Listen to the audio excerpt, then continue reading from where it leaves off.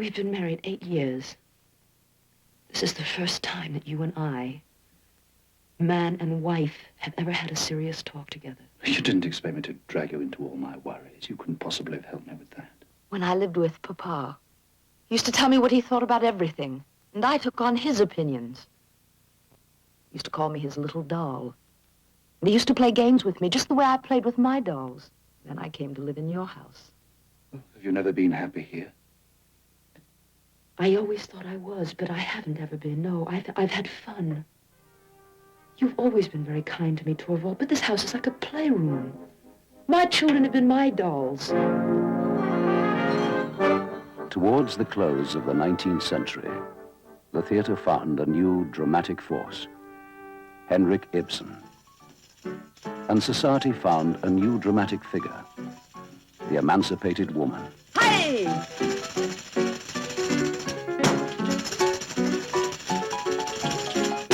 Slower, slower! Not so violently, Laura! It really will not do! Let me play for her. Then you could be the master choreographer. Thank you, Gunnar. There is a difference between a dance and a wanton display. Now, Nora, do take it seriously. Joseph Losey directs A Doll's House. Jane Fonda as Nora Helmer. And if I show that paper to the police, you will be judged accordingly. Edward Fox as Krogstad. You do as you please, Mrs. Helmer.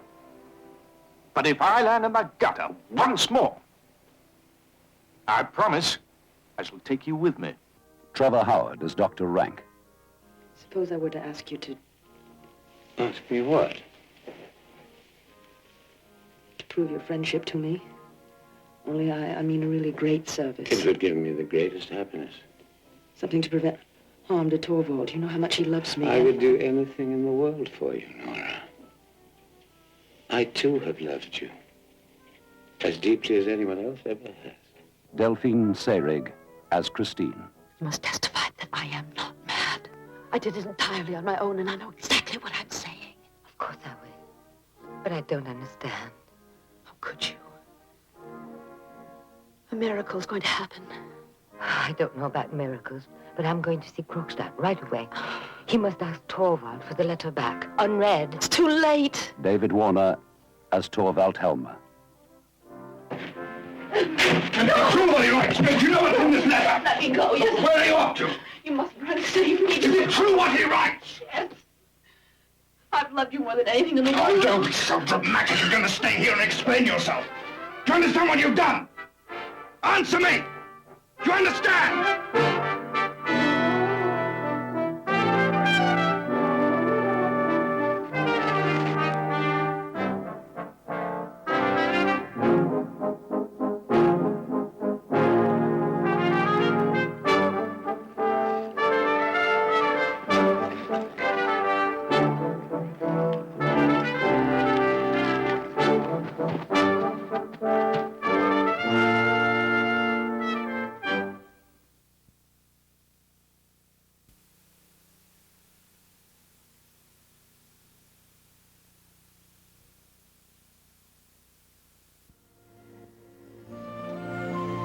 Maureen Stapleton and Charles Gurney star in this multiple Emmy Award-winning love story between two lonely adults.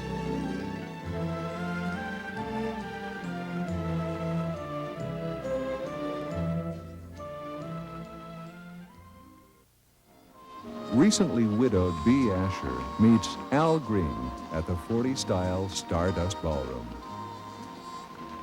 Hi. Oh. Would you like to dance? Oh, no, thanks. I've been watching you ever since you walked in. I really love to dance with you. I have a headache. Oh. Maybe some other time, huh? Maybe. How's your headache? Oh, much better.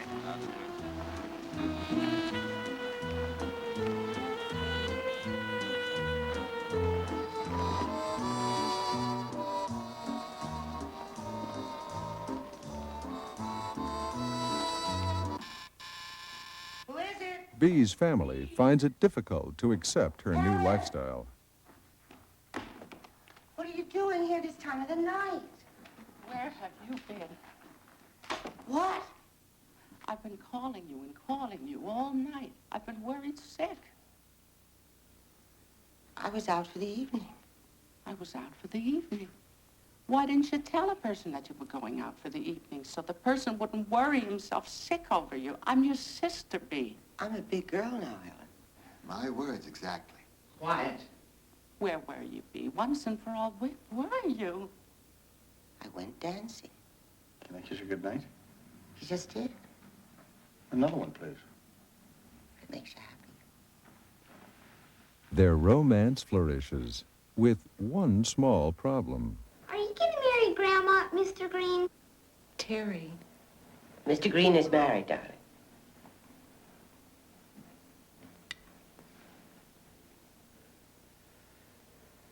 Join Bee and Al, tenderly portrayed by Maureen Stapleton and Charles Durning, as they discover love and a renewed life at the Stardust Ballroom.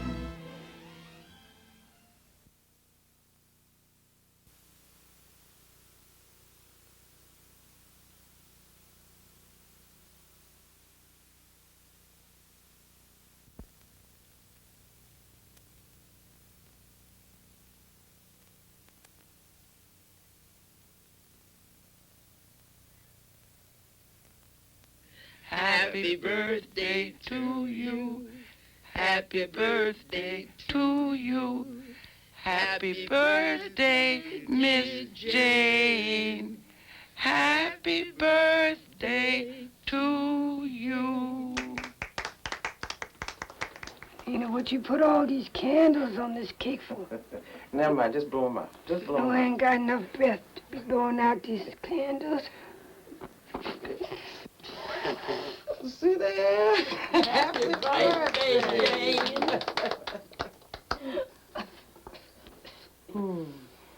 You gonna be here with me this time next year, Lena?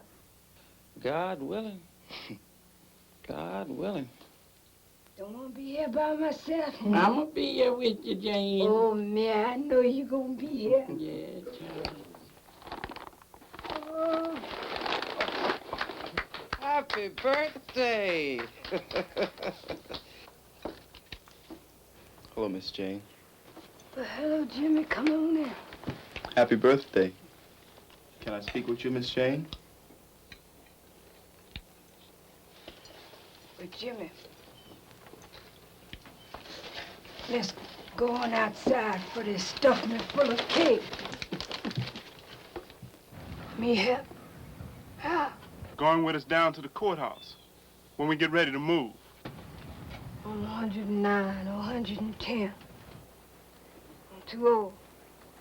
Can't do nothing but get in the way. You can inspire the others. Jimmy, what you got going in the back of your head? We're gonna have one of our girls drink from the white people's fountain down at the courthouse. The white folks fountain.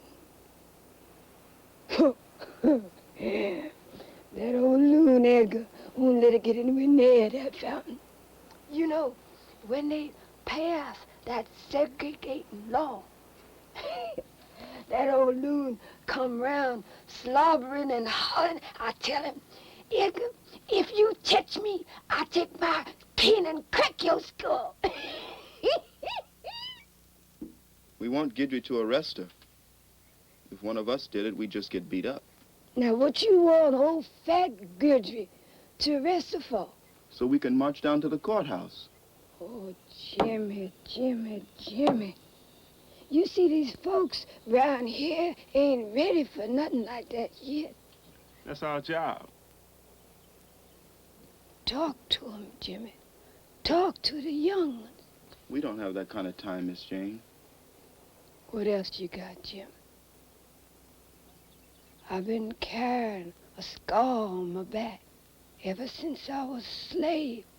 That's precisely why we need you. Your mere presence with us will bring forth the multitudes. Jimmy, understand? Believe it or not, I was once young myself. That girl is gonna drink from the fountain tomorrow, Miss Jane. Well, God moves In a mysterious way, he has wonders to perform. I wait for him to give me the sign, Jimmy. And he's right most times. I wait on him. That girl is going to drink from the fountain tomorrow, Miss Jane.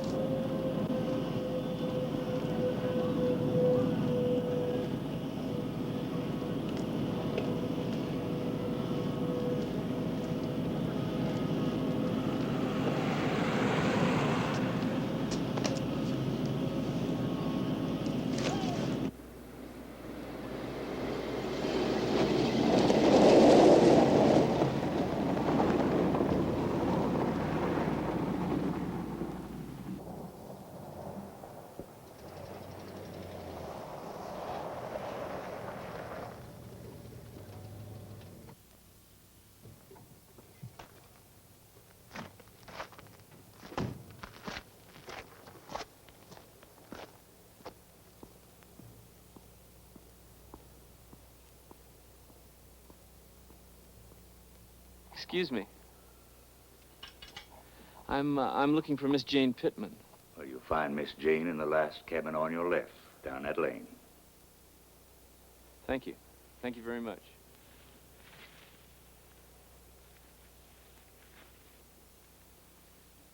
Tell me again, what you want to know about Miss Jane for? I'm writing a feature story. Oh, what? Is this for radio? I'm gonna be on television. The Ed Sullivan Show. No, ma'am, it's for a magazine from New York. Always prefer Brooklyn myself. Oh, you won't know how come I lived so long. Well, I'd like to hear whatever you have to say. About what? You don't have to say a thing to him, Miss Jane. I understand you were a slave. Lots of peoples were slaves. Well, yes, but you're still alive. Just about. Well, I thought maybe you could tell me what things were like in those days. In those days?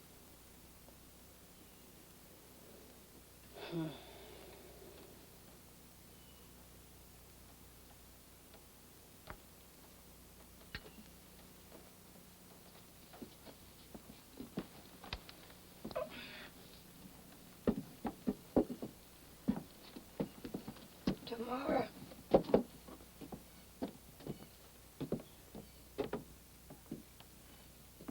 Miss Jane's tired. She'll decide tomorrow.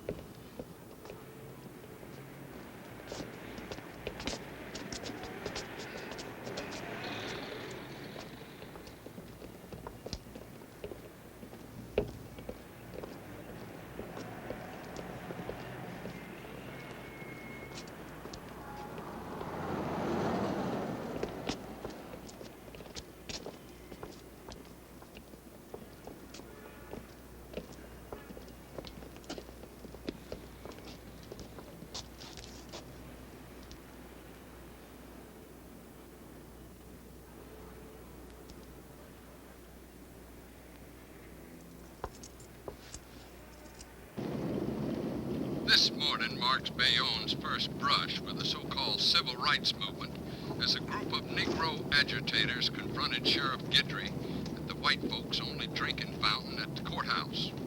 There were no serious injuries reported, although several arrests were made. Well, it's her son Jimmy they got in the jail there. She could tell you. Well, I want to do an interview with him as soon as things settle down. But I came down here to talk to you, Miss Jane. Are you 110 years old? So they tell me. How far back can you remember? How far back you want to go? Well, the war. Can you remember? What war? Second World? First World or that Cuban War? You remember the Spanish-American War? Spanish-American War. I can do a whole lot better than that. Do you remember getting your freedom? I hope I never forget it. How far back you want to go? You want to go back that far? I'll go back as far as you want to go. Now, you don't have to tell him nothing, Miss Jane. I know that, Lena. But if I don't, he's just going to sit here and worry me half to death. You mean it's all right? How far? You want me to go back as far as I can go? That's even further than when the freedom comes.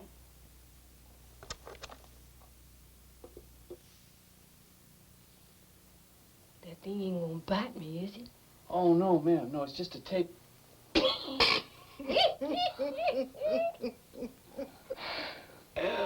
Oh, my. Well, where to start, Lena?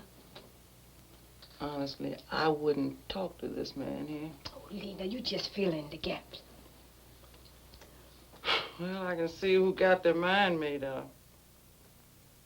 But you might as well start with them over there. What? Oh, these?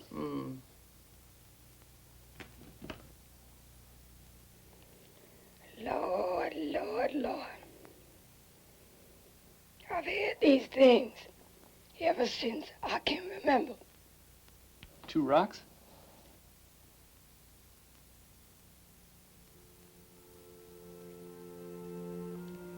You don't know a whole lot, do you?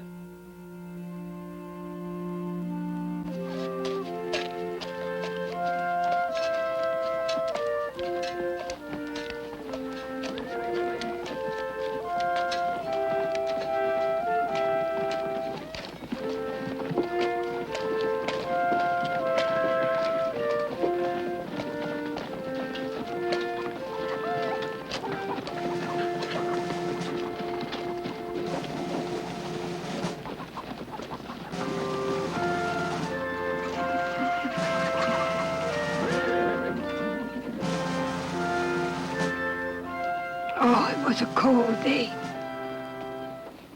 Wet and muddy. I will never forget. The Red Army, they come first. Officers on horses and troops just walking.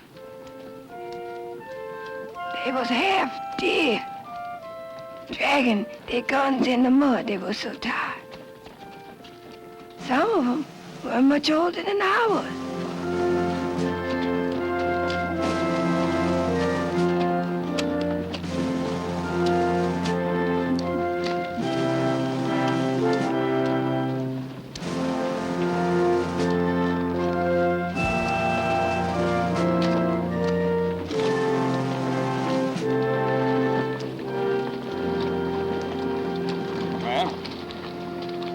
It'd be asking too much if we could use some of your water. We don't have very much time. I'd be honored, sir. Colonel, would you do me the pleasure of taking some brandy wine? Well, thank you kindly. I would like that. Ticey! Don't just stand there gaping. Get them troops some water.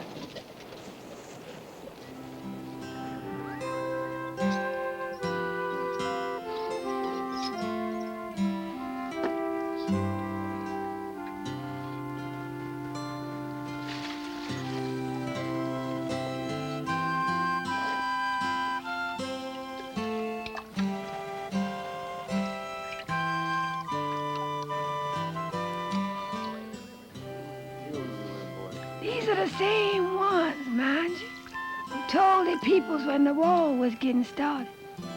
Keep my food warm. I'm gonna kill me a few Yankees and be home for supper. Colonel! Over there!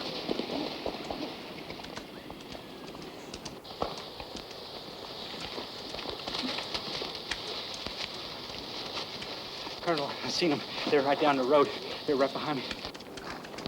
Ma'am, I'm truly grateful, And God bless you all. Our hearts are with you.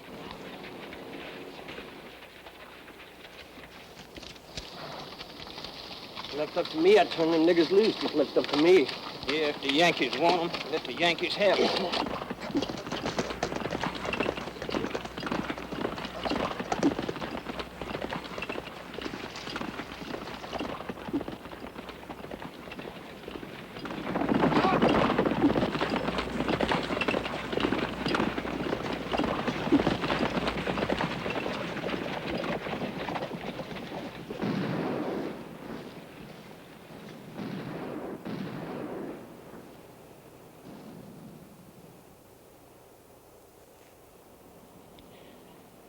Ticey, what are you doing standing there for?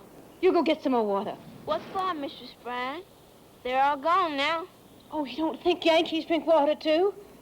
Don't you hear that rifle fire? I gotta haul that water for them Yankees, too. You don't want to get boiled in oil now, do you?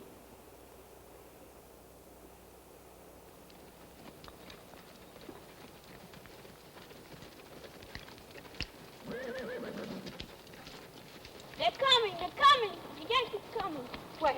Over there. Oh, my God, they're coming right through the field. Where's the master? Hey, there's one people on the street. They're pointing.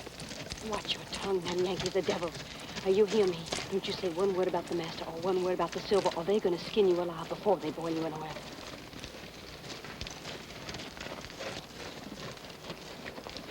Out! How do you do?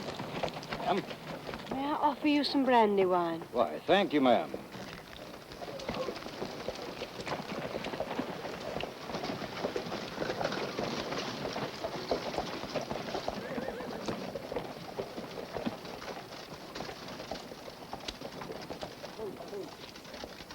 What happened to your shoes? I took mine off. They hurt my feet. Hey, what's your name? Ticey, master. They ever beat you, Ticey?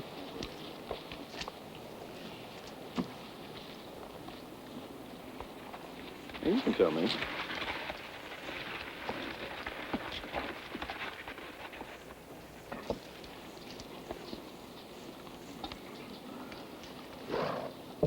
What do they beat you with?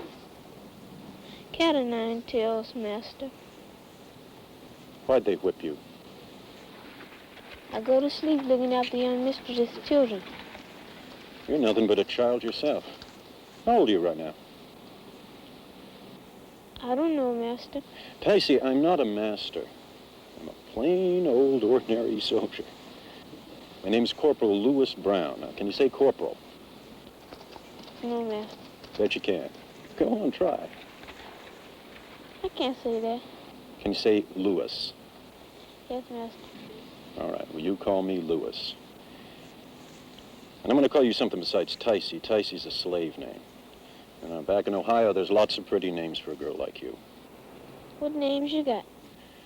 Oh, Eloise. Sophie, Marguerite, Jane. I like Jane. Okay, you take it. Now, from now on, your name is Jane. Not Ticey anymore. Jane. When you get older, you change it to anything you want, but until then, your name is Jane.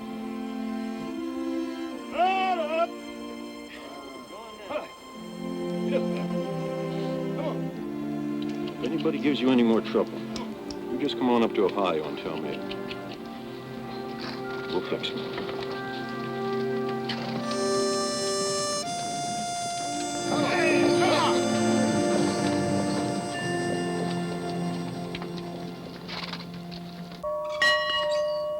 A year later, Master Brian called us all together.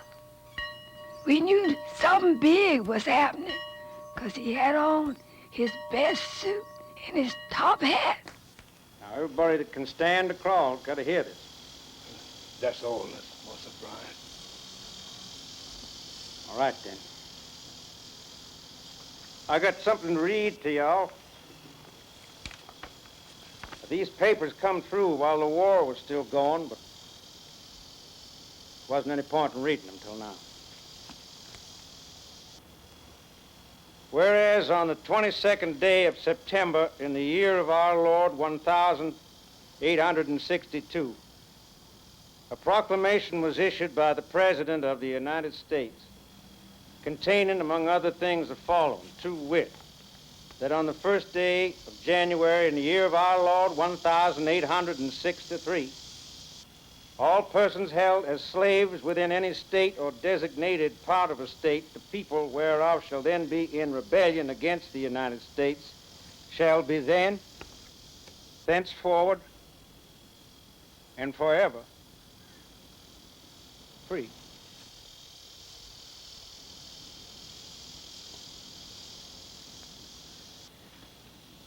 Well, it just goes on like that. Now, all I want to say is that y'all can stay and work on shares. I can't pay you nothing, since I ain't got nothing myself, since them Yankees went through here last time. Y'all can stay, y'all can go, just as you please. Now, if you all stay, I promise, I'll be as fair with you as I've always been with y'all. That's that.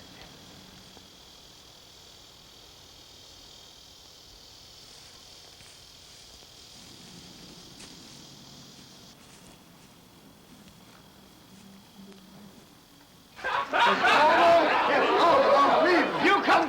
You shut up, this boy! Now you just shut up his nose here. You coming in here talking about I'm leaving. Where to?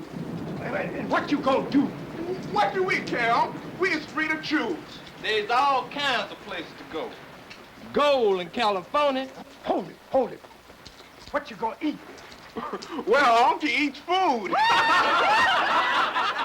How you gonna pay for all this food, you big young buck? With money, same as any other free man. And from where is you getting this fortune? Honest wage for honest day's work. You don't know nothing about outside. You belong right here on this plantation. Y'all do what y'all want. I'm heading for a house. What about them pallet rollers, honey? They got Yankees now, and the papers say I'm just as free as the master. They ain't gonna beat you. And they didn't kill you before because you belonged to somebody. Now you ain't owned but by fate, Tyson. My name's Jane, and I'm headed for a house as soon as you point the way north.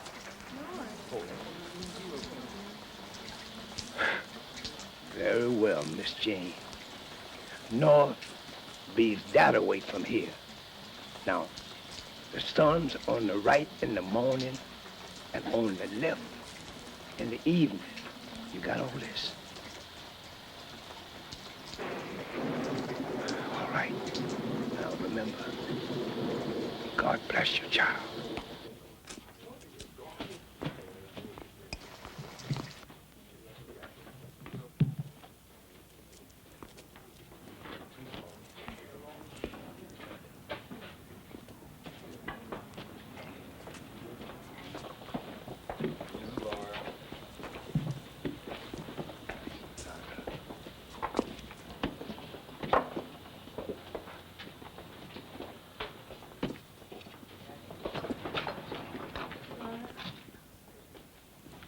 Mrs.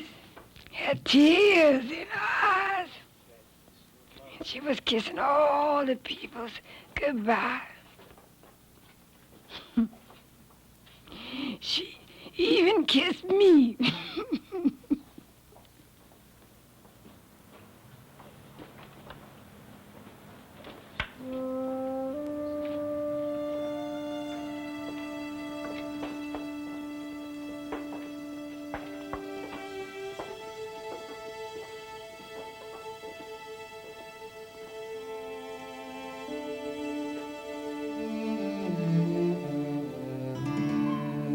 We walked for days through the swamps, staying off the main roads 'cause them pateros would kill a free man quick as he would a runaway slave.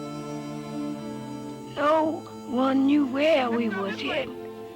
So Big Laura, tough as any man, showed us the way.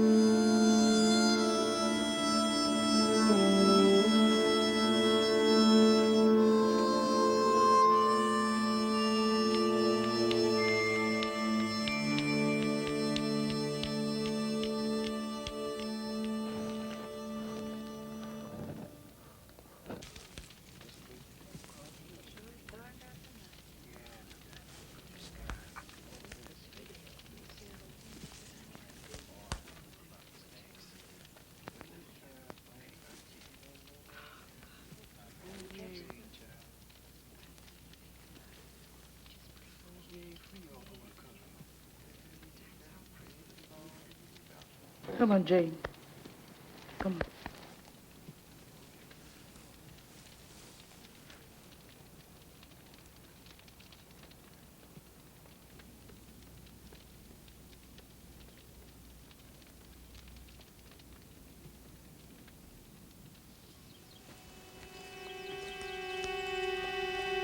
Daddy rolls, the daddy rolls!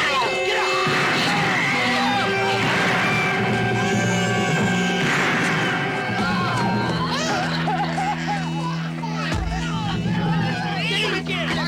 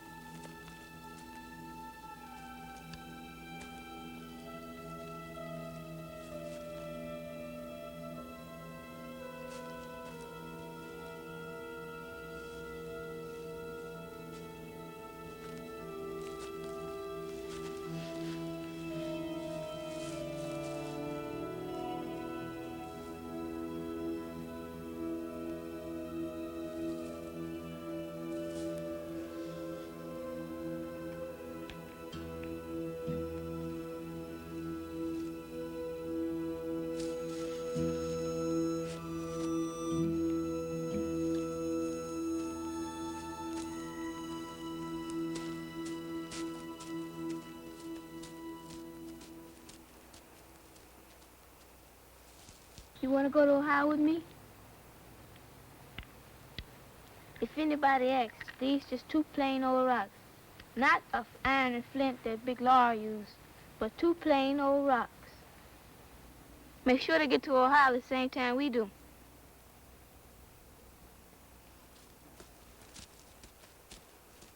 So, Big Laura's little boy, Ned and me, we started walking toward Ohio.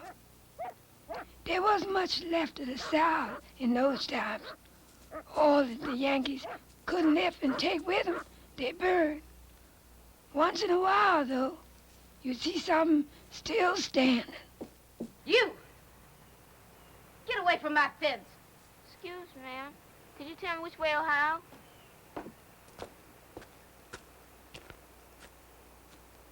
Please, ma'am? If you don't get away from my fence, I'm gonna have that old dog there point the way to Ohio.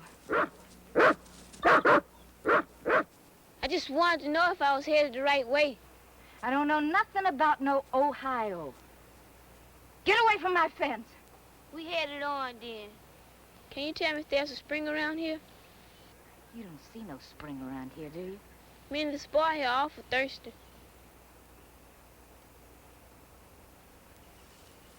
Stay there.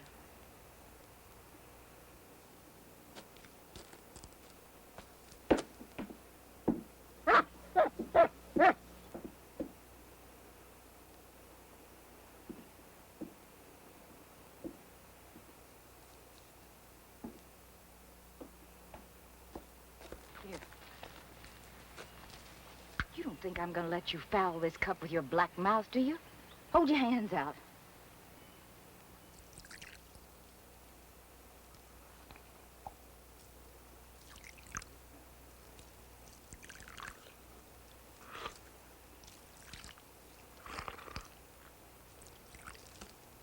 Don't y'all think I love niggers just because I'm giving you water. I hate y'all. Hate you. All of you. You're the cause of all the trouble we're having around here. All this ravishing and burning. Yankee and nigger soldiers all over the place. They're stealing and killing. They done killed my boy and my man. And you're the cause of it. And I hope to God they kill you. I'd kill you myself if I weren't God-fearing. Look what you done to me! Look what you done! Look what you done to me!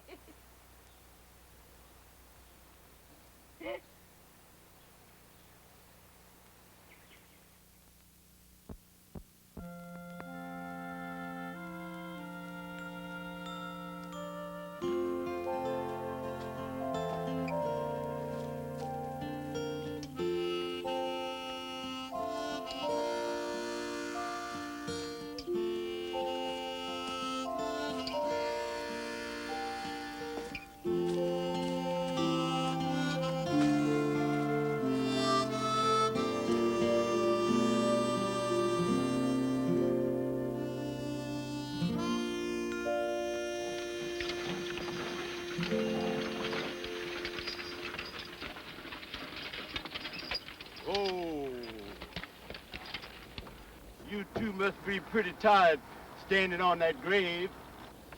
Oh, hat so weather dry, I can't tell who it belonged to. A lot of them in there, though, whoever they was. Where y'all going? We head north. We head north. You ain't going nowhere standing there. Come on now.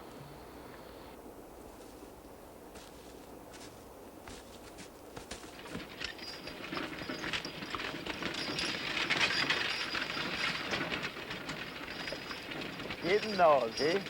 For the big freedom, eh? Well, you're gonna have to cross the river, you know. River? Mighty Mississippi.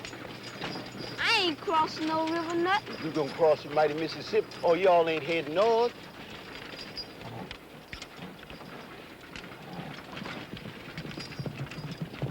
You two keep still. I know these two. Let me do the talking.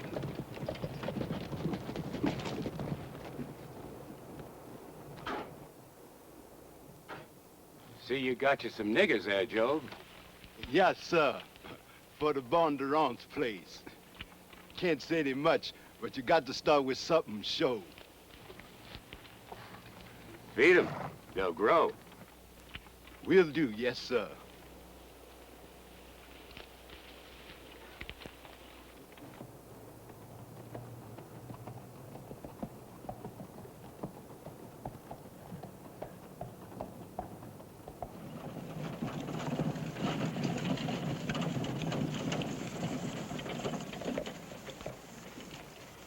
two get off here. Go to the river. I don't see no river. Never mind. Just get off. I don't see no river.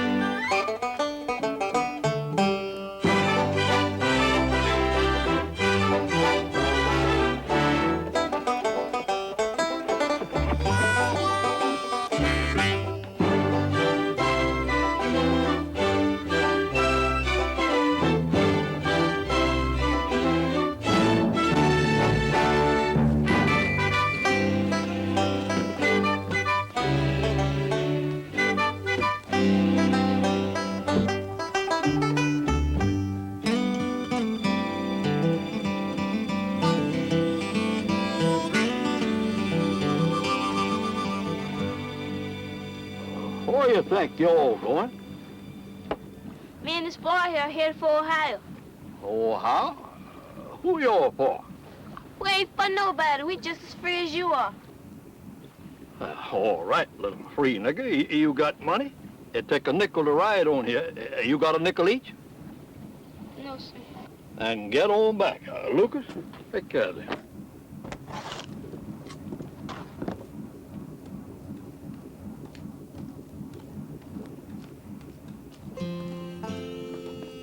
So, we walked and walked, round in circles probably, keeping out of the way of rednecks and pateros who was on the lookout for Freeman. Finally, we were so tired and hungry and not knowing where else to go, I signed on at the dye plantation. I didn't know it was going to take me 12 long, hard years to get off in that place. There ain't no rocks. Ned knew that. They flints for making fire.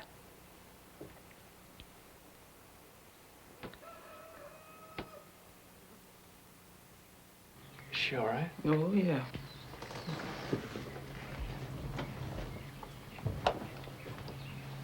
That's just Miss Jane's way. She liked to take advantage of her age that way, skipping goodbyes and all. Says she had too many anyway.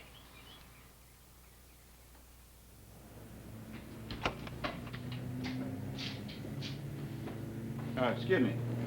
Got a whole bunch of telephone messages here for you. Oh, thank you. In slavery, you had 2 dresses, a pair of shoes, and a coat.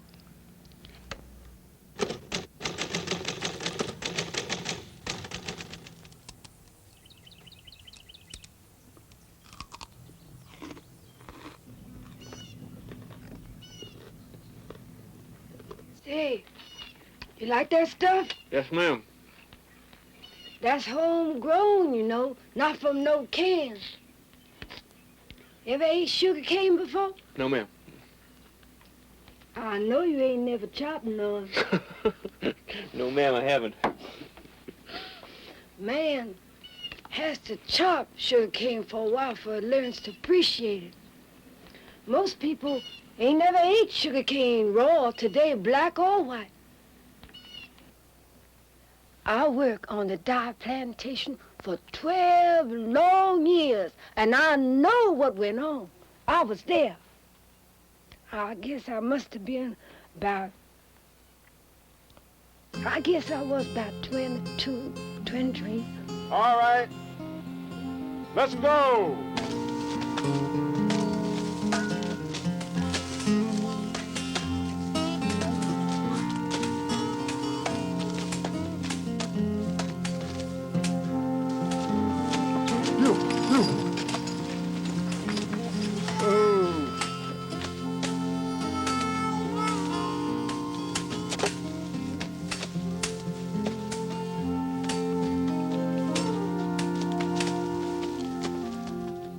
Oh, no, and trust and love me. Vote for me. Send me to Washington. Colored politicians used to come around and sign us up for votes. And more than just a few got sent to Washington. But Reconstruction never really worked. It wasn't too long before carpetbaggers, black and white, moved in to take from the South what the war didn't. For a while there, it looked like things was gonna be all right for us. We had a little school on the place where we could go at night. Ned, he must have been about 18 then.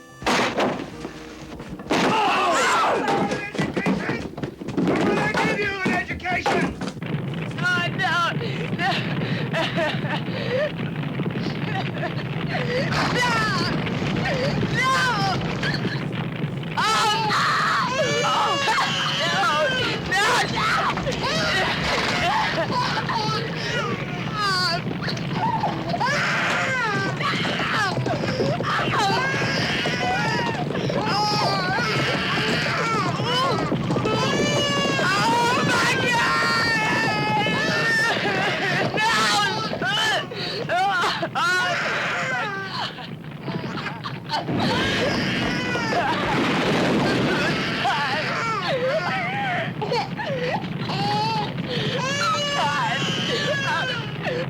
Colonel Dye was getting crazier by the day.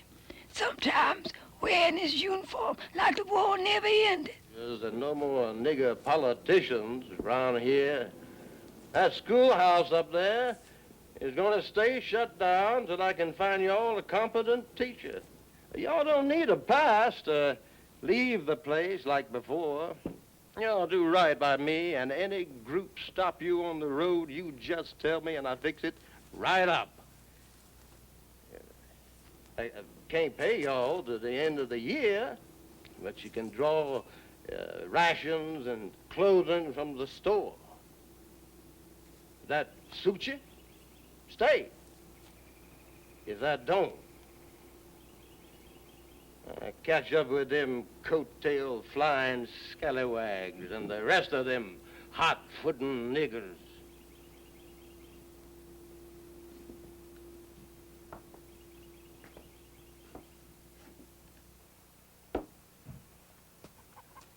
Ned started teaching the peoples to write. He even wrote to Washington, D.C., but they never wrote back. You know, he found out about committees being formed that helped the coloreds with their rights, and so he formed one too. There ain't no such tax as protection levy. If someone tries to burn your crop, tell us. We know how to prosecute. The vigilantes heard about Ned's committee, and they started watching him. But that didn't stop him none.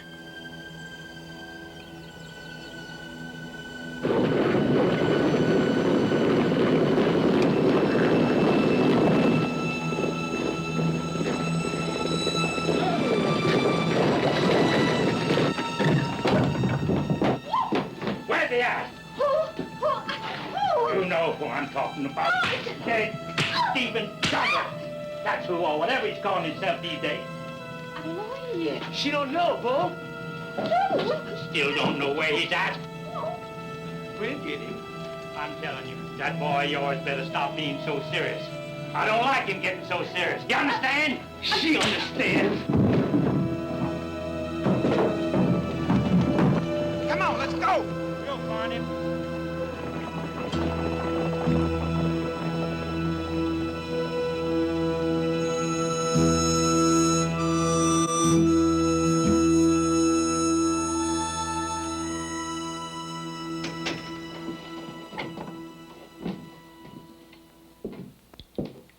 Mom, what happened?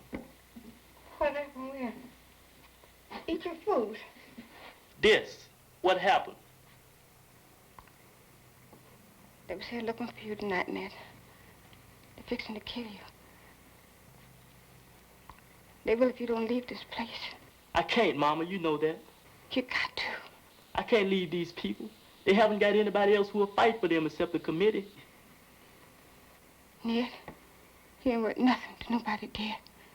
You pack your things now. Take the road to New Orleans and take a boat leaving for Kansas. You come with me then. Oh, I can't. I can't, Ned. I'm tired here.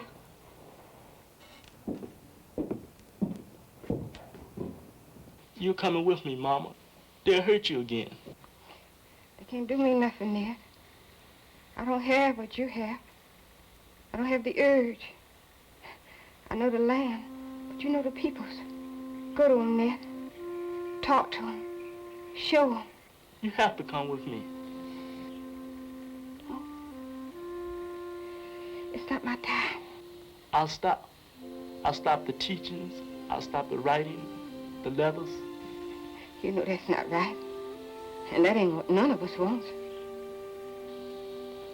I don't want to leave, Mama. I don't want us to separate. I know. But it has to be.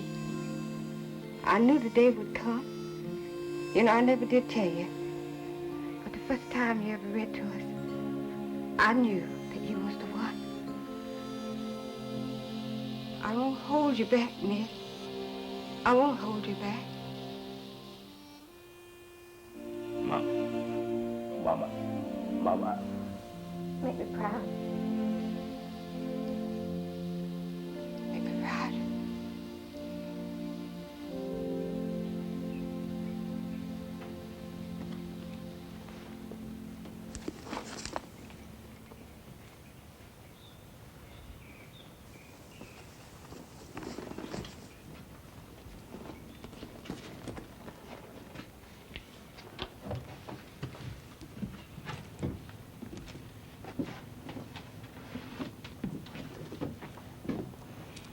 Mom, keep them for me. Make sure they get to Ohio same time we do.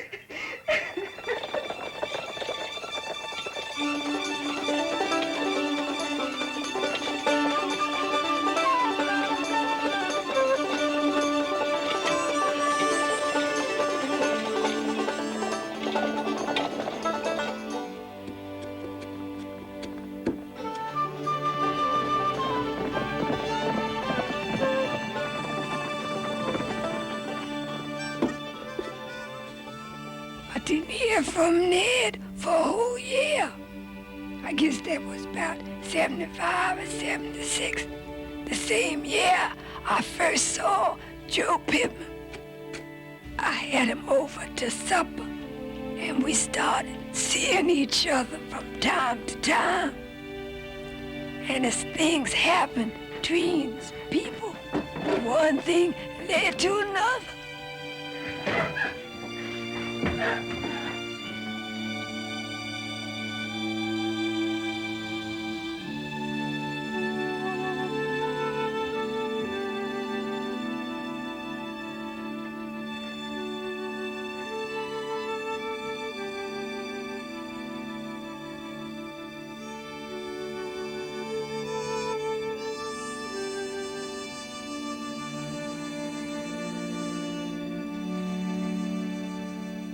But after a time there were too many and no jobs, and people started freezing to death of cold. Others got starving. Then the protests, riots came, and people started going off to other states. I am still going to school, college now. When I'm ready, I'm coming back home. In the meantime, here's $3.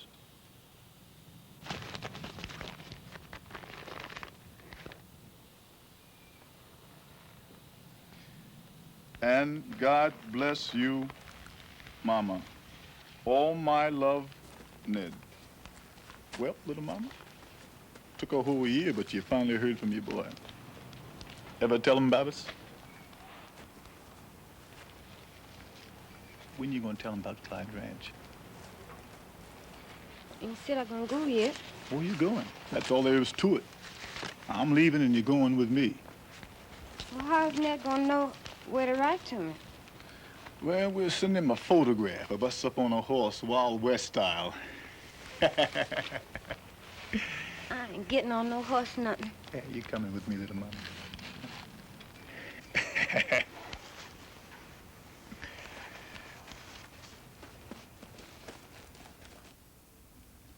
By then, Colonel Dyer was so forgetful.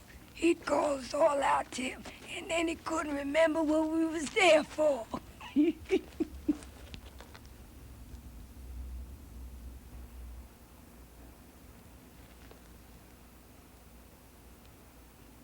What you all doing standing and staring?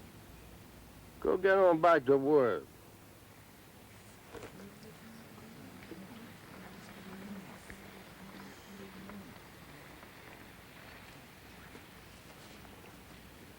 Colonel, we're leaving. You what? Jane and me are going. What's the matter, Joe? Ain't I treating you right? It ain't that at all, Colonel. We've been treated very good here, but I want to go out and do a little sharecropping on my own. Listen, Joe, I'll turn over that piece of good bottom land to you. You can work it like you want. Joe, you're a good man. I need you all around here. And ain't much happened since the war. And there ain't another nigger on this place can work a horse like you. You people's the happiest damn creatures on God's green earth. I want to do right by y'all. Mighty grateful, Colonel, mighty grateful. But Jane and me, we want to go off on our own. You ain't grateful. Hell. You want a sharecrop, see what I care. Thank you, sir. Just a minute. Ain't you forgetting something?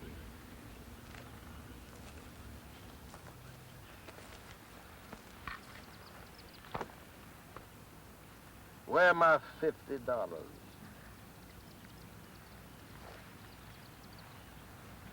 What $50? Oh, you forgot that, did you? Well, I ain't. That $50 to get you all out of that trouble with the Kluxes. It ain't bothers me. Of course I ain't. Y'all mixed up in a little politics there after the war. Everybody around here knew it. I didn't know you paid. Kluxes don't stop doing what they do just 'cause y'all say hold it. Now, you pay up, or else.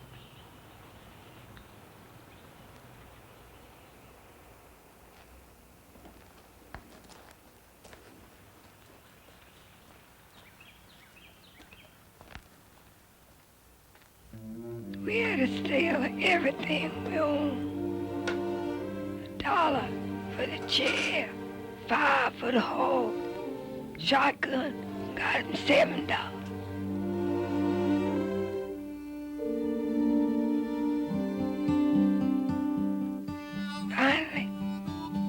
Joe did what he had to do. He sold his beautiful horse, the one he trained special, the one he rode so proud.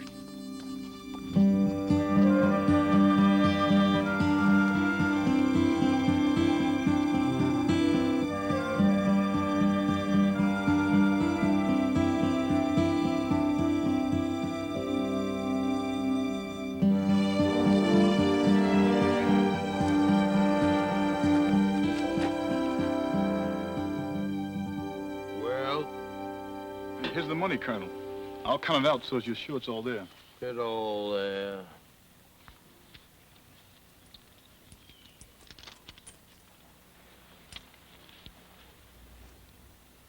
You're a smart one, ain't you? Well, I got news. Time lap come to $5 more. You didn't say nothing about that. Joe, we ain't got no more. I got legal rights, my interest.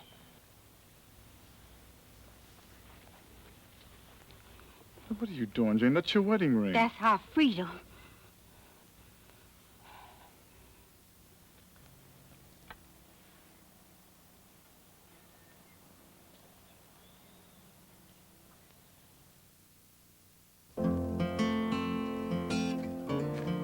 It took 10 days of hard walking till we reached East Texas and the Clyde Ranch.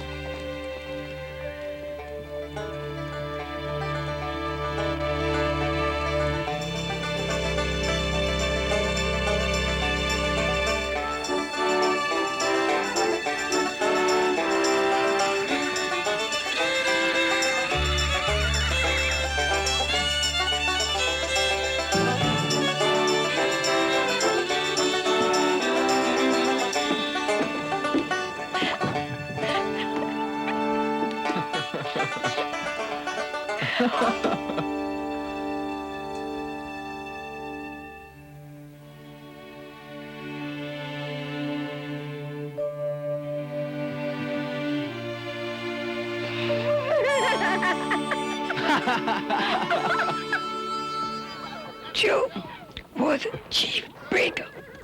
Everybody called him Chief Pittman. They'd bring horses in from Texas, and he'd ride the ones nobody else could. Oh, he was a poet the way he rode.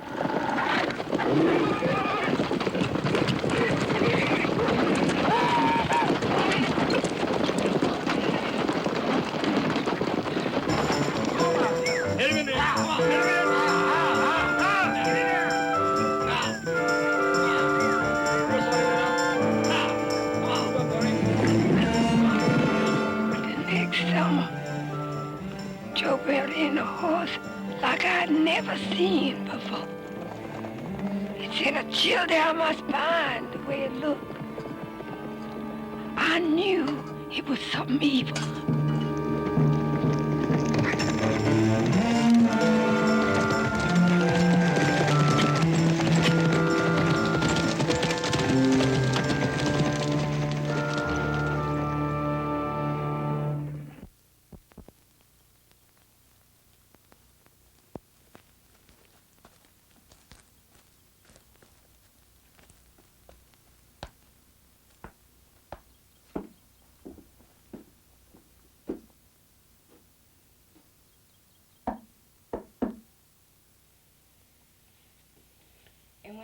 see that old white devil horse coming to Clive Ranch, he just stand there and keep a laughing at me.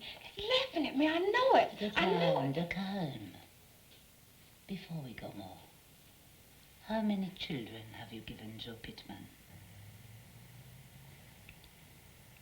I'm barren. That is it. Have you told him? No. Voilà, c'est pour ça. This is why he rides the horses. To prove something. This is man's way. You think that old horse gonna kill him? You want the true response? Yes. De l'argent. Money.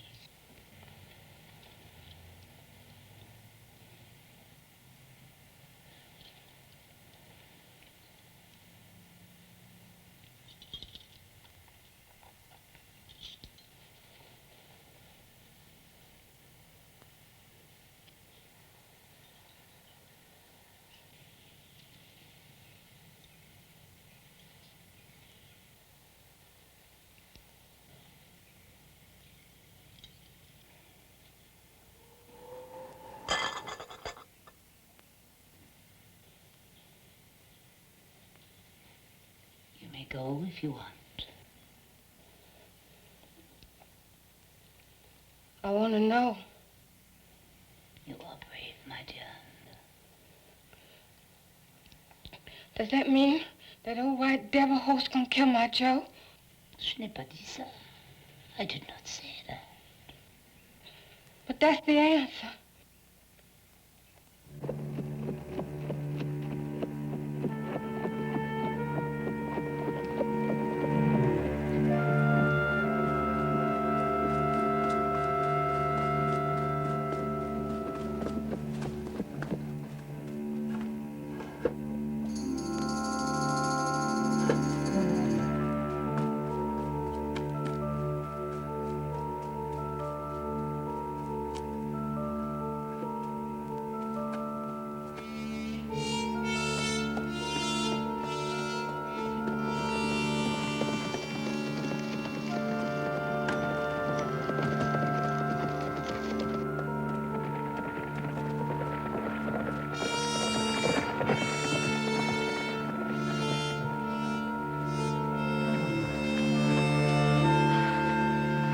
Why, Jane?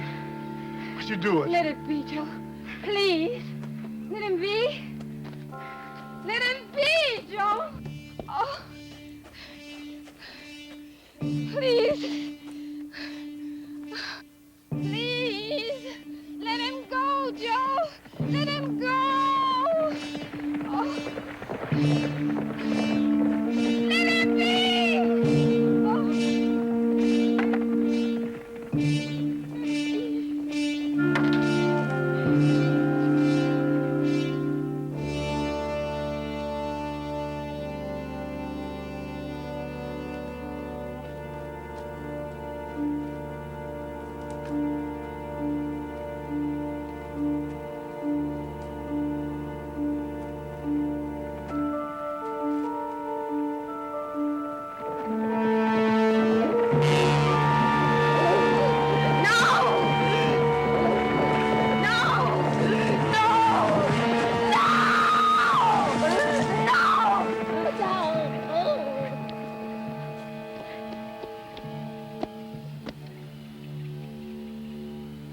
We buried him at the ranch. The rodeo went on as always, but before it started, they tolled the bell for Joe Pittman.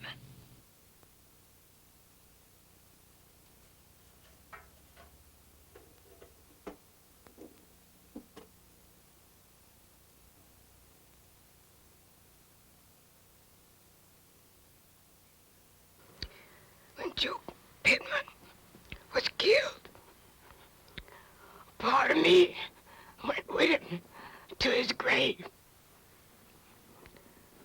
No man would ever take the place of Joe Pittman.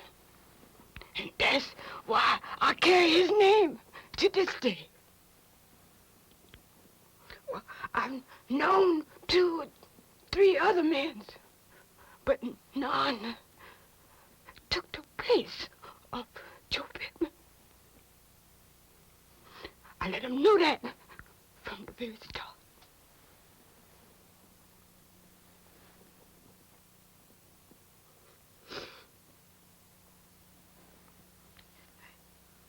Have I got to the part about Albert Clubo yet?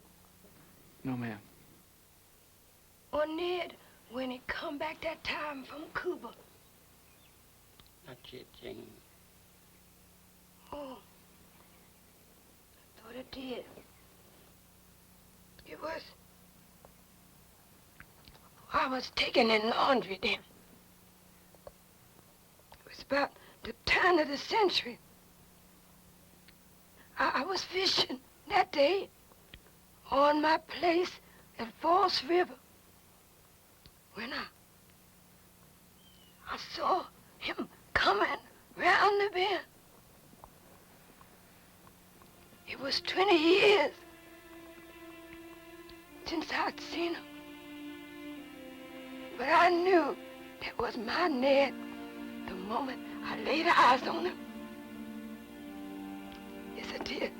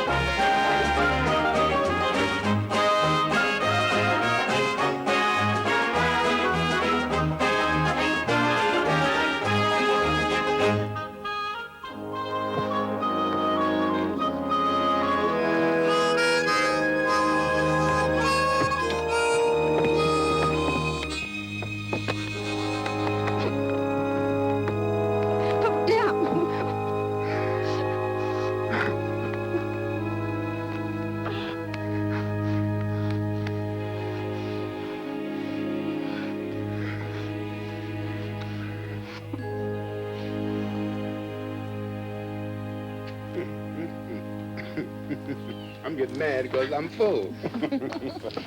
Well, I made some of your favorite pudding. That's for you, Elizabeth. And dear Nick, Mr. That's for you. So anyway, we got used to that small shot whizzing around us. But when one of those big ones hit, whoa. We sometimes found ourselves in a lively dispute over the proprietorship of the nearest tree. Now, don't go talking like you spent the whole Spanish-American War hiding behind a tree. Tell her what the newspaper said. You get your name in the newspapers. Oh, no, not me personally, Mama. But I guess folks by now know about the 10th Cavalry. Miss Jane, that newspaper in Washington said that the Rough Riders would have never made it up San Juan Hill if it hadn't been for the black soldiers fighting beside them. Ahead of them sometimes. And you didn't get hit in all that shooting? No, never.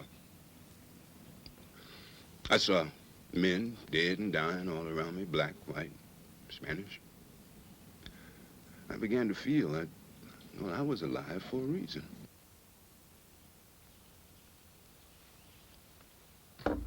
Come back to teach. I checked around, Mama. You don't have a school on the river. Well, he doesn't change here either. He hasn't stopped talking about how much he has to do, Miss Jane. You can get that way. Yeah, we're both so pleased. You know, I know my Ned can accomplish a great deal here. Made up your mind, ain't you, Ned? That war in Cuba taught me a lot of things, Mama. Well, Ned, I want to tell you, if you're fixing to use Elder Thomas' church, he ain't gonna let you.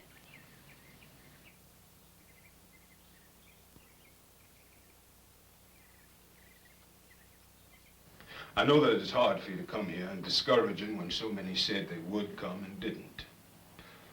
But we must not give up. We are not alone. Listen to what Mr. Frederick Douglass wrote to us from the North 50 years ago. Remember that we are one, that our cause is one, and that we must help one another if we would succeed. We have drunk to the dregs the bitter cup of slavery.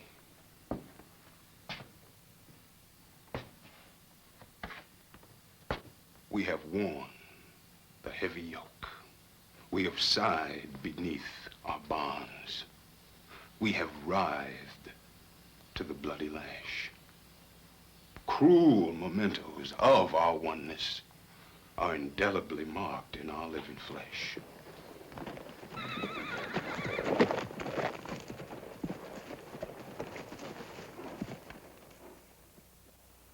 And that's where Albert Clubo come in. He was a Cajun. He already killed 12 people, black and white. Like chopping wood, he used to say. Why you always talking about killing for? I'm the best. I don't brag so much. Oh! Hey, Jen, you cooked this for me tonight. I tell you something important.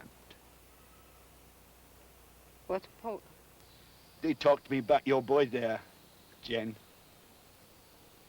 They don't want he build that school there, no. They say he could just stir up trouble for niggers. They want him go back where he come from. They don't know I better tell you this. They want me stop him. You mean kill my boy? I tell them, I say, me, you, we all time fish on St. Charles River. I tell them I eat at your house. Can you kill my boy? They don't like he preach on the river way he do. Can you kill my boy? I do whatever they tell a bear. Can you kill my boy? Yes. Yes. I can, Miss Jane.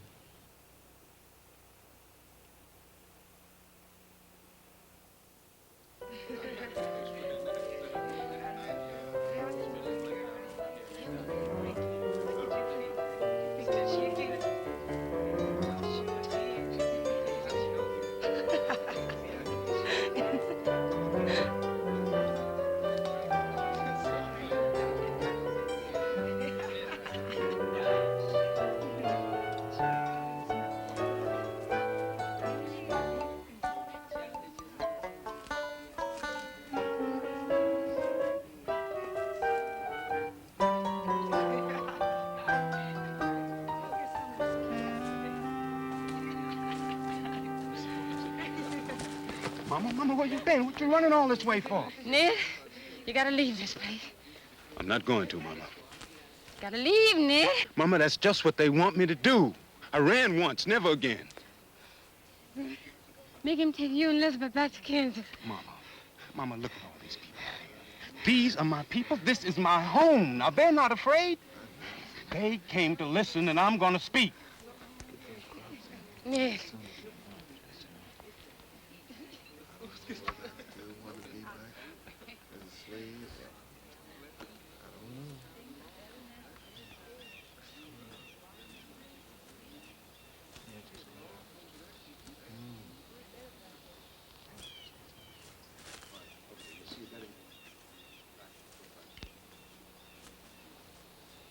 You got some black men who'll tell you that the white man's the worst thing on the earth. But let me tell you this. All men are the same. The same evil you see in whites, you see in blacks. And likewise, the good to be found is in all men, white and black. The enemy is not skin. It's ignorance.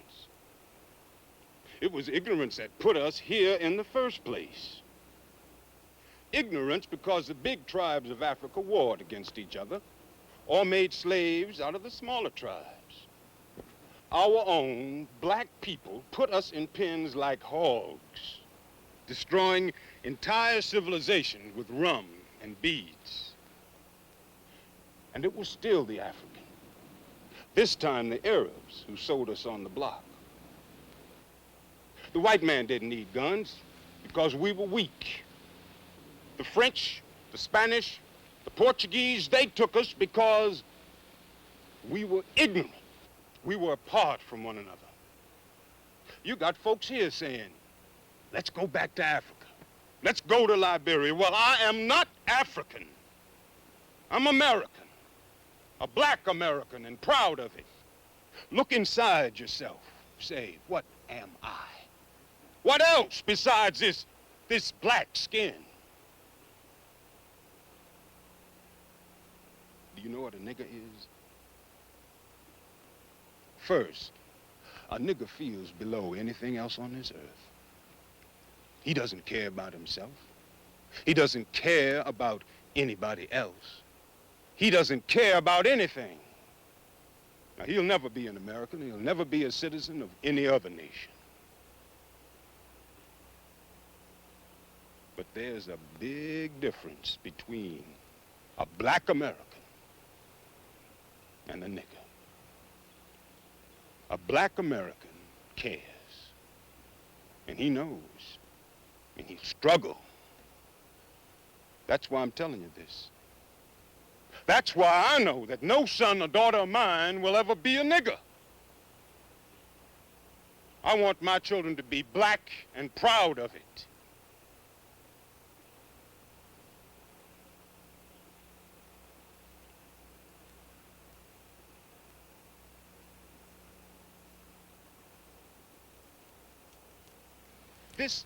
This land, America, belongs to us all. Well, I don't mean that we own it, but that it's God's.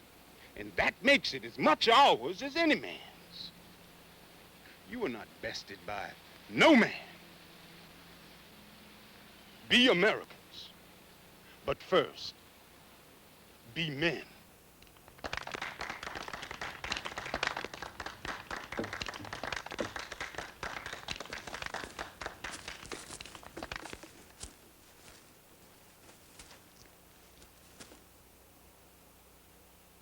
I'm gonna die, Mama.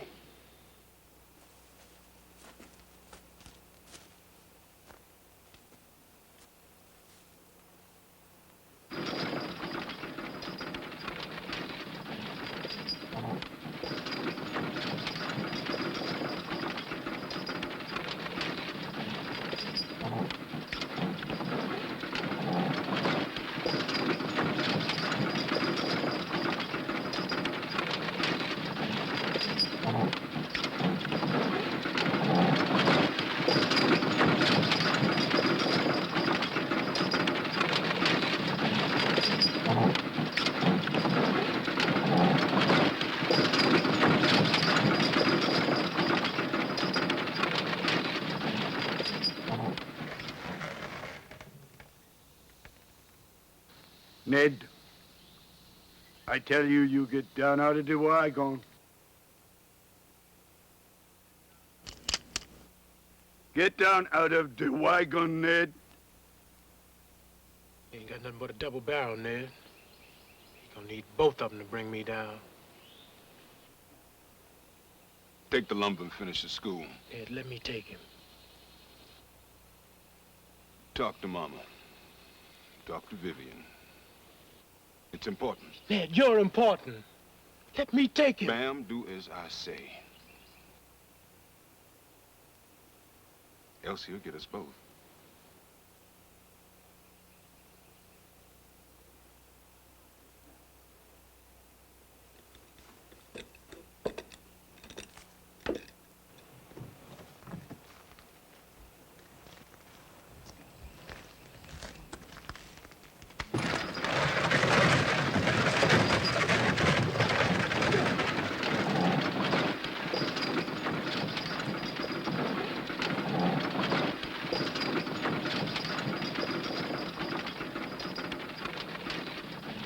Tell you, Mama, about all this.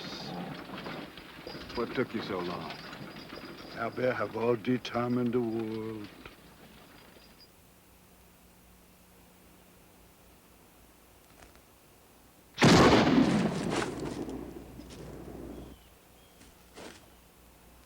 They tell Albert, make you crawl first.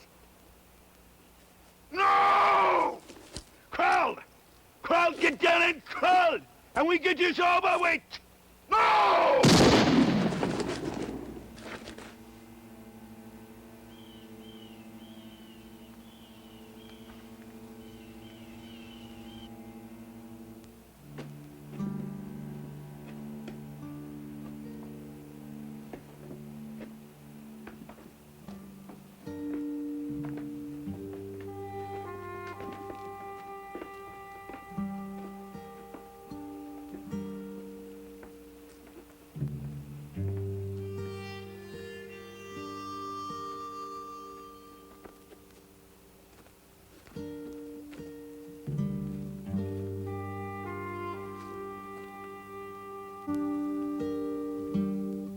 I can explain all my sorrow and feeling on that day. I remember talking to him like he was still alive. For days, weeks, folks always stayed with me because they afraid I was going to lose my mind. Not have a policy which gave any assurances of success and which the Soviet Union is already in effect has rejected. Thank you, Mr. Brown. Oh, thank you.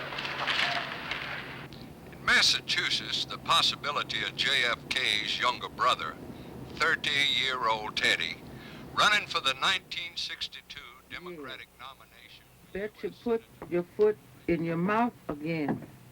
No, off did that. Well, back again, huh? Yes, ma'am. I tried to get in to see Jimmy, but... But Gidget wouldn't let you.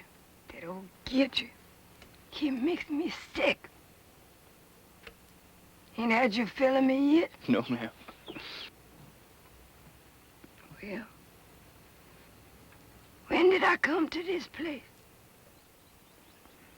It was early 20s. 19 and 25. Time of the kingfish, you ain't long. Oh, I seem to remember it was before the high water, 19 and 27. I'd slowed up in the field, but I rode round to the peoples to let them know I was still alive and kicking. Well, whoa. If it ain't Miss High Class. Just my noon stroll, Lena, my noon stroll. Well, that's how it is with the Indian prince. Me, I gotta work for a living.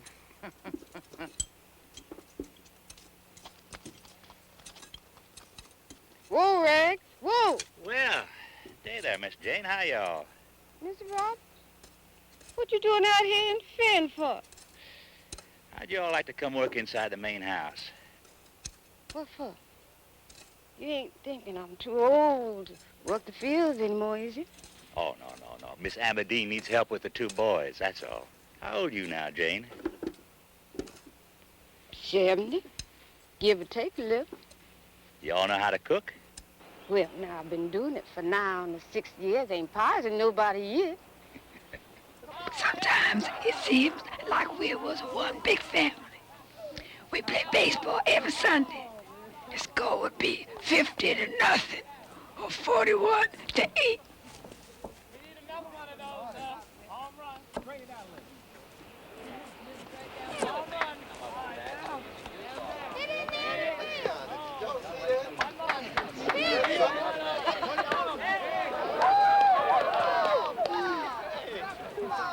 I was too old to play. So they stuck a cap on me from my favorite team, the Brooklyn Dodgers, and they made me the owner. I don't mind telling you, I was too old. I was half blind, really, for them calls. But they make no never mind, 'cause nobody played real well anyway. I say you out. You out. On the off. Out. Oh, we sure had some fun. We was always looking for somebody to lead them. They did it during slavery. They did it during the war, and they're doing it now. They always do it in hard times. And the Lord always obliges them. When a child is born, old folks look at him and ask, is you the one? When Nina had her baby boy, all the folks look at him and say, you the one, Jimmy? Is you the one? 'Cause I always knew he was. You want Dick Tracy? You done did your figures for the day yet? Yes, sir. Multiplication tables are coming out of my ears. All right. I don't want no funnies today, though. Read me the sports page. I want to hear what they say about my jacket. He stole 3 bases and hit 2 homers. He did not. It says so right here, Miss Jane. I heard the game last night on the radio. Smart boy. Dodgers lost. Yes, sir. But so the Yankees. Uh-huh. You see there?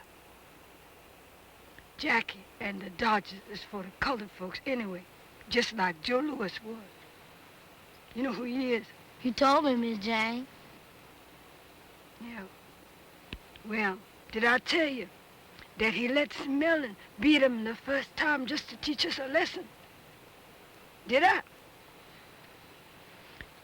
Well, he did. But oh boy, that second time was something else.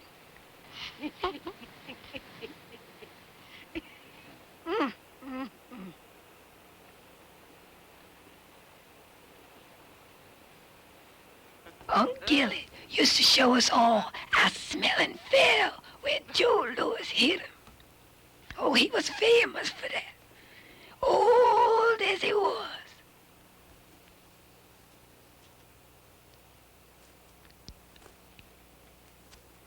And years later, that's how he died, showing folks how Smellin fell when Joe hit him. Peoples in the quarters was taking notice of Jimmy, how he recite numbers and like school. They was always saying he gonna be a credit to his race, that one. When he got older, he went away to school. I didn't see him for 10 long years. And that was the beginning of the civil rights troubles. Help us, O Lord, and show us the way. Help.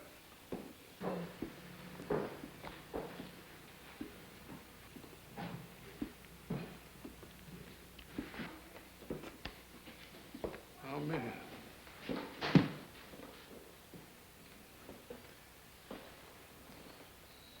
I'm here for your help. You know what's going on all over the country, all over the South. I've met the Reverend King. I've eaten at his home. I've been to his church. I've even gone to jail with him. I was with him when he was winning the battle in Alabama and Mississippi.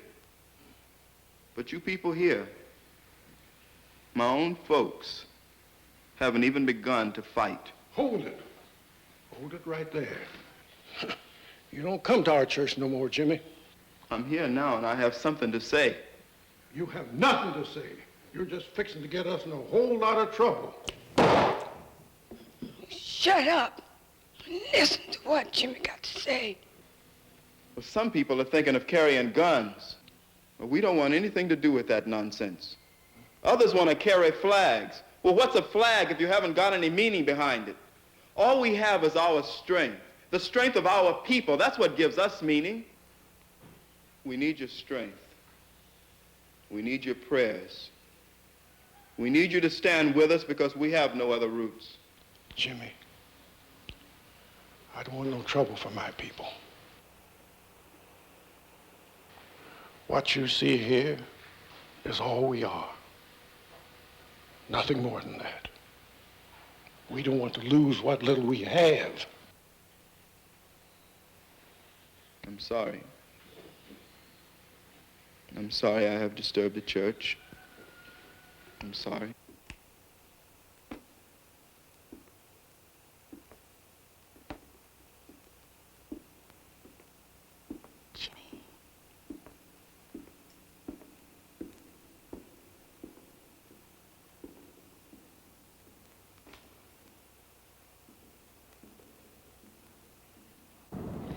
I was feeling poorly, so Miss Amidine was taking me to the doctor that day when...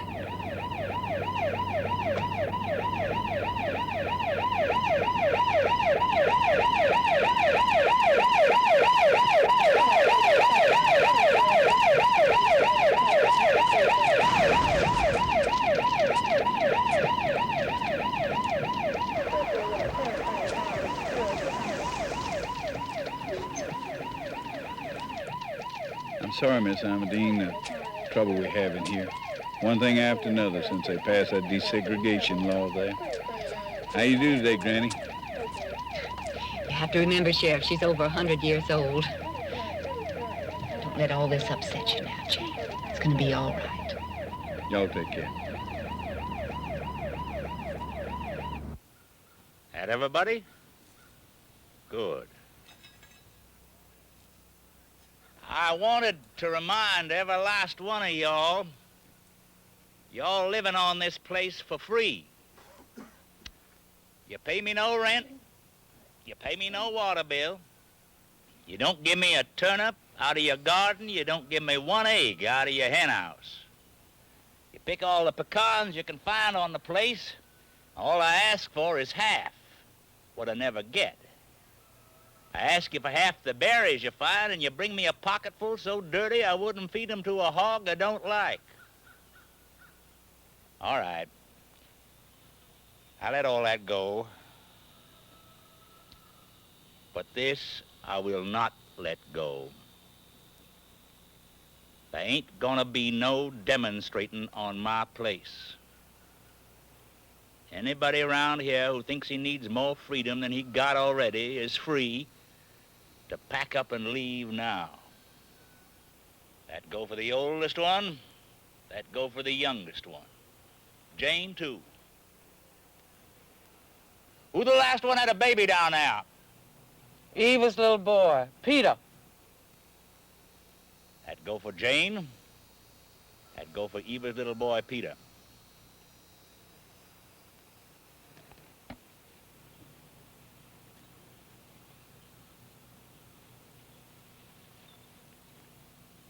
There sure enough is something going on. You know Batlow and Rose down there at Doulaville's place? Been there now 30 years. Batlow got mixed up in a demonstration in Baton Rouge yesterday. Mr. Doulaville gave him 24 hours to get off the place. After 30 years, give him 24 hours to get off the place.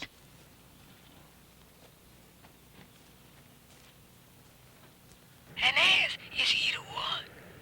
When Lena had her baby, we all look at him and ask, is you the one, Jimmy? Is you the one? 'Cause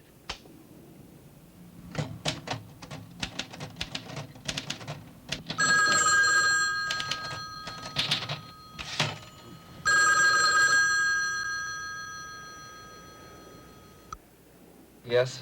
I have a telephone call for you. Coming in from New York Okay. City. Hello? Hello, Quentin. Yes, sir. I'm pulling you. You get to cover the John Glenn story in 2 days. Look, I know this space shot is a big thing, but this woman is...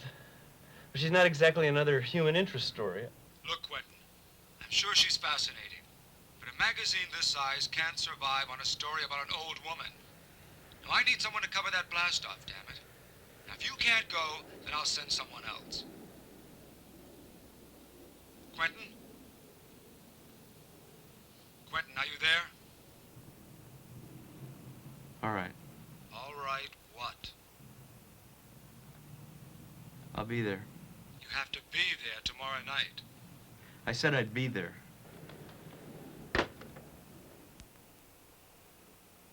I'm leaving today, Miss Jane.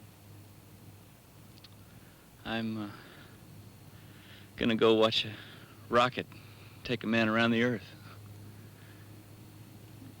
It's never been done before. You think I'm crazy? Ma'am? I talked to this tree, you know.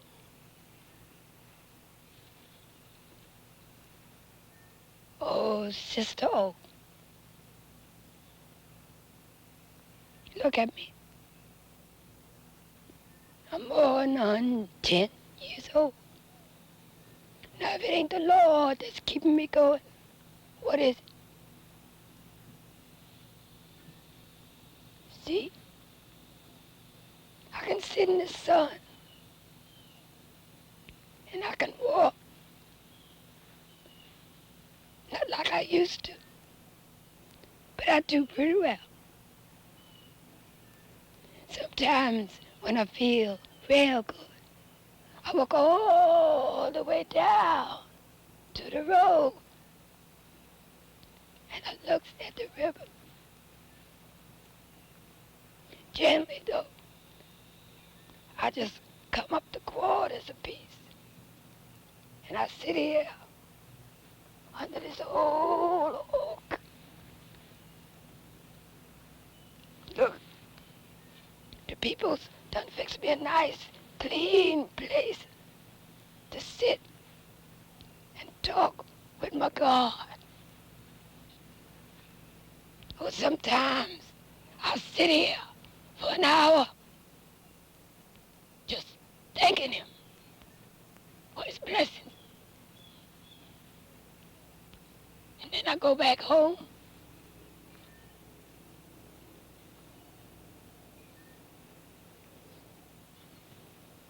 There's only just a few of us left, you know. And I done seen enough years to last 2 lifetimes. I don't mind seeing a few more, though. He'll know when to call me. And when they call me, I'll be ready. Till then, I just have some of the children read me the Bible and the sports page and the funnies. I like the funnies too, you know. And I do enjoy my vanilla ice cream. I have my vanilla ice cream. I like that.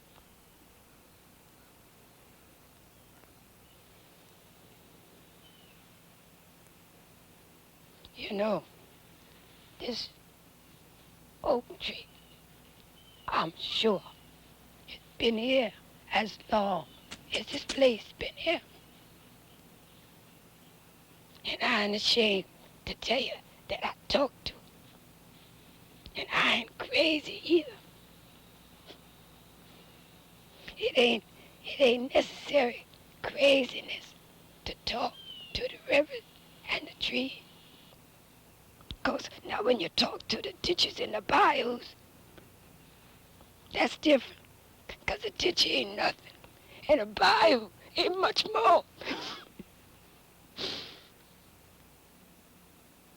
But oh, the rivers and the trees. Listen, of course, you're talking to a China ball tree. Anybody get caught talking to a China ball tree or a thorn tree, they got to be crazy. But an old oak, like this one here, that's been here all these years, and knows more than you'll ever know. It ain't crazy in the sun. It's just the nobility you respect.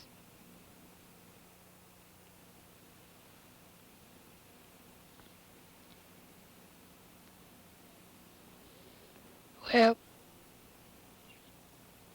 you found all you come for. Yes, ma'am.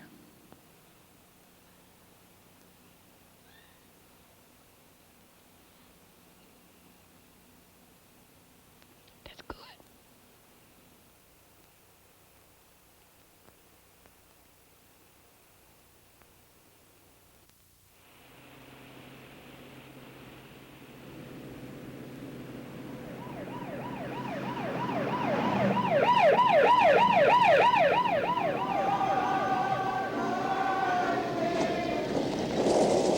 Today's Sunday service is from the First Baptist Church of Baton Rouge, and we will continue with some of your favorite music.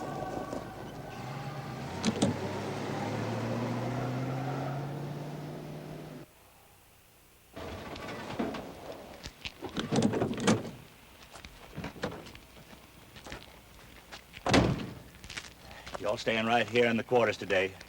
There's been some trouble in Bayonne. Don't want nobody else to get hurt. Who got hurt? Did my Jimmy get hurt? They shot him. Is he dead? Oh!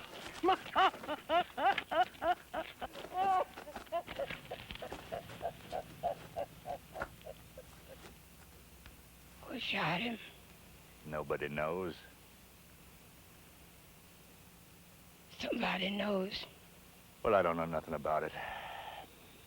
You all go on back now. I'm going to Bayonne. What do you think you're going to find there except trouble, Miss Jane? You're too old for that. Jimmy, Didn't you just hear me say he'd been shot? he ain't dead, no nothing. Only a piece of him dead. The rest of him is waiting there for us in Bayonne. And I'm going. Miss Jane, you've been on my place long as I can remember. You've been part of my family. You raised me, and both my boys. But I'm telling you, you ain't going to Bayonne today. Is you gonna tell me now that I have to leave your place? Those folks ain't your problem. Mr. Roberts, the other day, they throwed a girl in jail for trying to drink from the fountain. Today, they killed my Jimmy, and I say, I'm going. Bayonne was the scene of more violence today. First reports indicate that a Negro male prisoner died in a shooting incident at the jail.